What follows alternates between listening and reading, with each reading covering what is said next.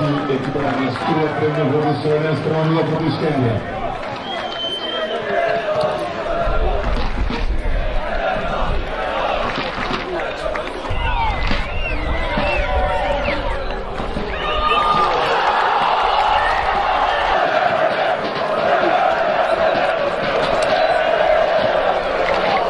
Già nella scuola, se il risultato che è strano.